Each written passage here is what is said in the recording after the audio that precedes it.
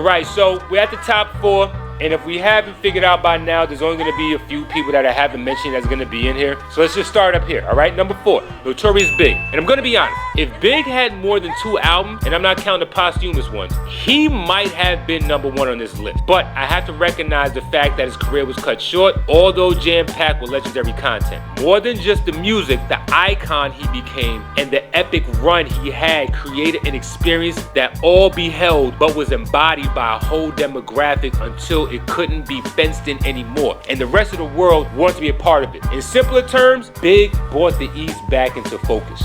We know the story. The West had a strong hand in the game at that time. Everybody was getting cornrows, wearing plaid shirts, and house slippers outside. And the G-Funk era sound was dominating. Dre and Snoop were the best 1-2 punch since Magic and Kareem come from LA. And I know Nas dropped his album earlier that year in '94. And no slight to the masterpiece, but the imagery and the hype that was built from Big was equally compatible. Brooklyn and Queens at the time was like the Hatfields and the McCoys, both putting in work and both jockeying for the top spot of New York. And Nas had to share the throne by the end of '94, but we'll obviously cover that topic eventually. The buzz behind Big was strategically masterminded by Puff Daddy. And say what you want, but he helped Big become one of the most unlikely superstars we have ever seen. From the unsigned hype column in The Source to the Real Love remix with Mary J to the Dolly My Baby feature with Supercat. Flavor in Your Ear remix, Big was building a name for himself, and summer '94 ended with a bang.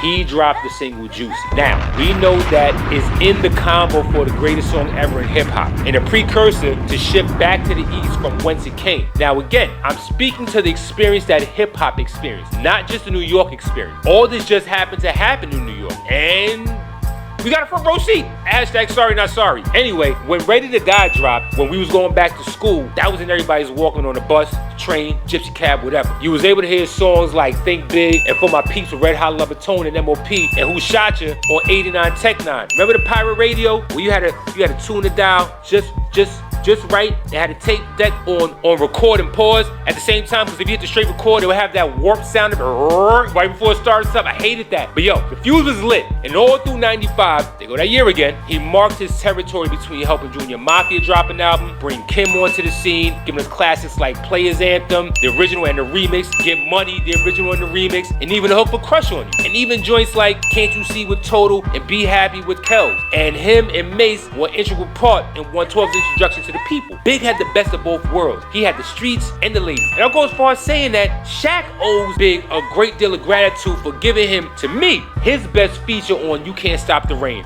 I don't know if you ever heard that song, but go listen to Big's verses. The Real Ninjas freestyle, Jack Up the Beat style, with all the West Coast beats. And I mean, Big couldn't miss at this point. And then what happened? The One More Chance remix dropped on that Clue tape, and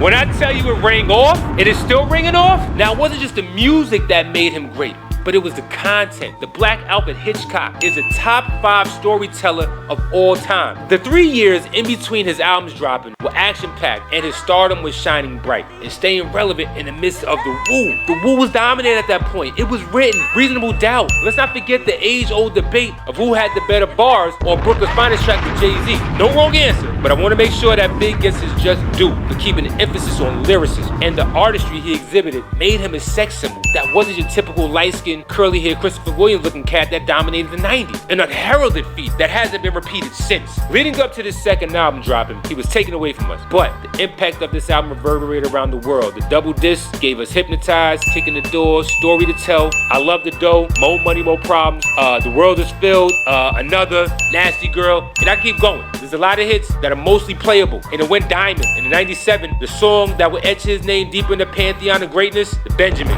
Yo, funny thing about this song, the original was released on a Clue tape in late '96, early '97. It was just Puff and the Lox, but the remix added Kim and Big's verse on it, and his drum was a standalone with the Michael Jackson sample of It's Great to Be Here. That's the hip-hop nerd in me. And we can't forget about the send-off track of Victory, another classic. It's like we were watching the East begin to win again. Between him, Nas, and Jay, the Woo, we was watching the East come back, and obviously the static that ensued was the only dull spot, all right? And that led to the short catalog, but the timelessness and the impact of the music made up for the amount of music that he made.